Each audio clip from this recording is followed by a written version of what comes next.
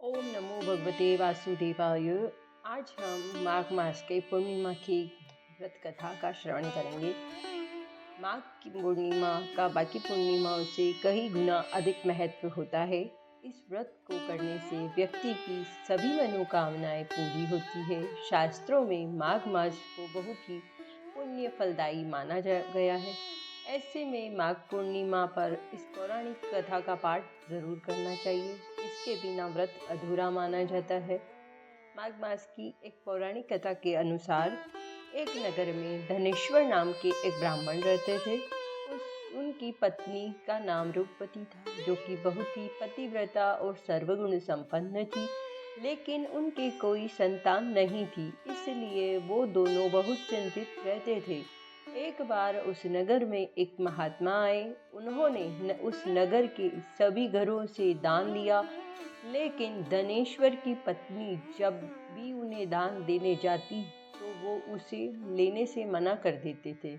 एक दिन धनेश्वर महात्मा के पास गया और उनसे पूछा कि हे महात्मन, आप नगर के सभी लोगों से दान लेते हैं, लेकिन मेरे घर से नहीं लेते हैं। हमसे अगर कोई भूल हुई हो तो हम ब्राह्मण दंपति आपसे क्षमा याचना करते हैं। इस पर महात्मा ने कहा, नहीं विप्र, तुम तो हमेशा आदर सत्कार करने वाले ब्राह्मण हो, तुमसे भूल तो कभी भी नहीं हो सकती है। महात्मा की बात सुनकर धनेश्वर हाथ जोड़कर बोला कि हे मुनिवर, फिर आखिर क्या कारण है, कृपया हमें उससे अवगत कराएं। इस पर महात्मा बोले, हे विप्र, तुम्हारे कोई संतान नहीं है। जो दंपति निसंतान हो उसके हाथ से भिक्षा कैसे ग्रहण कर सकता हूँ। तुम्हारे द्वारा दिया गया दान लेने के कारण मेरा पतन हो जाएगा। बस यही कारण है कि मैं तुम्हारे घर से दान स्वीकार नहीं करता। महात्मा के ऐसे बोल सुनकर धनेश्वर उनके चरणों में गिर पड़ा और विनती करते हुए बोला, हे महात्मन, संतान ना होना ही तो हम पति पत्नी के जीवन की सबसे बड़ी निराशा है। यदि संतान प्राप्ति का कोई उपाय हो तो बताने की कृपा करें मुनिवर। ब्राह्मण का दुख देखकर महात्मा बोले, हे विप्र, तुम्हारे इस कष्ट का एक आसान तरीका है। तुम्हें 16 दिनों तक श्रद्धापूर्वक काली माता की पूजा कर उन्हें प्रसन्न करना होगा, तो उनकी कृपा से अवश्य तुम्हें संतान की प्राप्ति होगी। इतना सुनकर धनेश्वर बहुत खुश हुआ। उसने महात्मा का आभार प्रकट किया और घर आकर पत्नी को सारी बात बताई।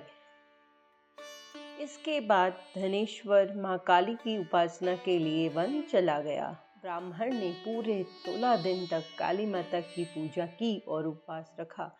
उसकी भक्ति देखकर और विनती सुनकर काली माता ब्राह्मण के सपने में आई और बोली, हे धनेश्वर, तू निराश मत हो।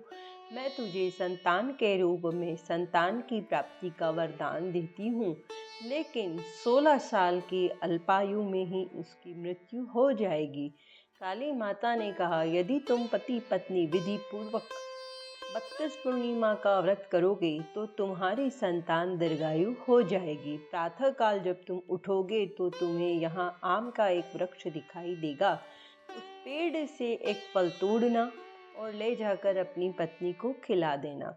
शिवजी की कृपा से तुम्हारी पत्नी गर्भवती हो जाएगी। इतना कहकर माता अंधा ध्यान हो गई।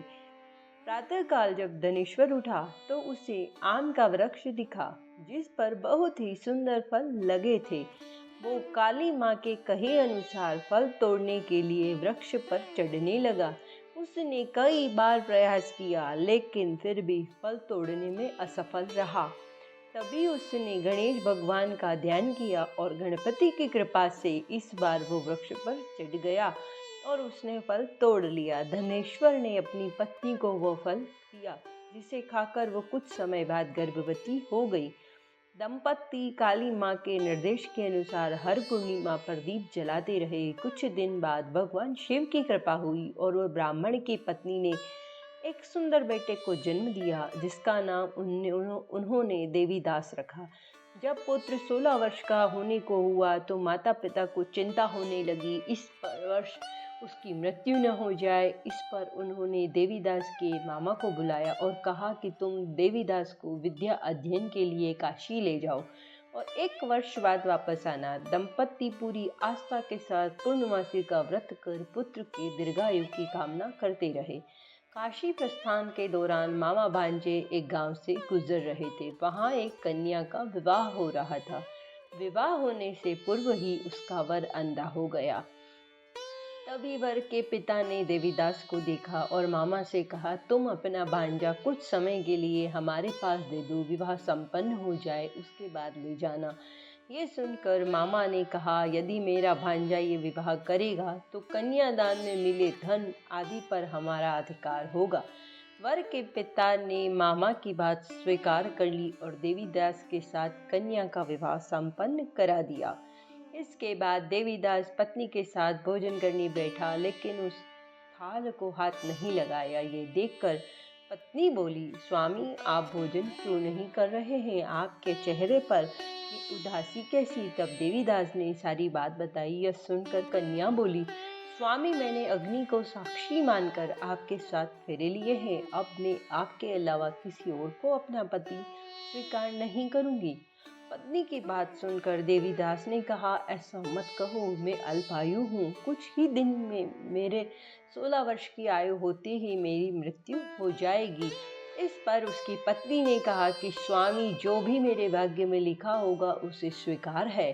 देवीदास ने उसे समझाने की बहुत कोशिश की, लेकिन जब वो नहीं मानी तो देवीदास ने उसे एक अंगूठी दी और कहा कि मैं काशी जा रहा हूँ, लेकिन तुम मेरा हाल जानने के लिए एक पुष्प वाटिका तैयार करो।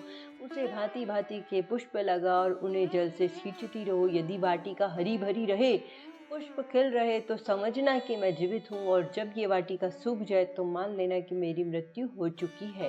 देवी इतना कहकर देवीदास काशी चला गया। अगले दिन सुबह जब कन्या ने दूसरे वर को देखा तो बोली, ये मेरा पति नहीं है, मेरा पति काशी में पढ़ने गया है। यदि इसके साथ मेरा विवाह हुआ है तो बताएं कि रात्रि में मेरे और इसके बीच क्या बातें हुई थी और इसने मुझे क्या दिया था। ये सुनकर वर बोला, मुझे कुछ नहीं पता। पिता पुत्र वहां से चले गए। उधर एक दिन प्रातःकाल एक सर्प देवीदास को डसने के लिए आया, लेकिन उसके माता पिता द्वारा किए जाने वाले पूर्णिमा के व्रत के प्रभाव के कारण वो उसे डस नहीं पाया। इसके बाद काल स्वयं वहां आए और उसके शरीर से प्राण निकालने लगे, लेकिन देवीदास बेहोश होकर गिर पड़ा। तभी वहां माता पार्वती और शिवजी आए। देवीदास को बेहोश देखकर पार्वती बोली, हे स्वामी, देवीदास की माता ने 32 पूर्णिमा का व्रत रखा था, उसके फलस्वरूप कृपया इसे जीवन दान दे। माता पार्वती की बात सुनकर भगवान ने देवीदास को पुनः जीवित कर दिया। इधर देवीदास की पत्नी ने देखा कि पुष्प वाटिका में एक भी पुष्प नहीं रहा। वो जान गई कि उसके पति की मृत्यु हो चुकी है और रोने लगी। तभी उसने देखा कि वाटिका फिर से हरी भरी हो गई। ये देखकर वो बहुत प्रसन्न हुई। उसे पता चल गया कि देवीदास को प्राणदान मिल चुका है। जैसे ही देवीदास 16 वर्ष का हुआ, मामा भांजा काशी से वापस चल पड़े। रास्ते में जब वो कन्या के घर गए तो उसने देवीदास को पहचान लिया, प्रसन्न हुई। धनेश्वर और उसकी पत्नी भी पुत्र को जीवित पाकर हर्ष से भर गए। माघ मास के पूर्णिमा का व्रत का यह महत्व है। ओम नमो भगवते वासुदेवाय नमः। पूर्णमासी की व्रत कथा यही संपन्न होती है। हर हर महादेव।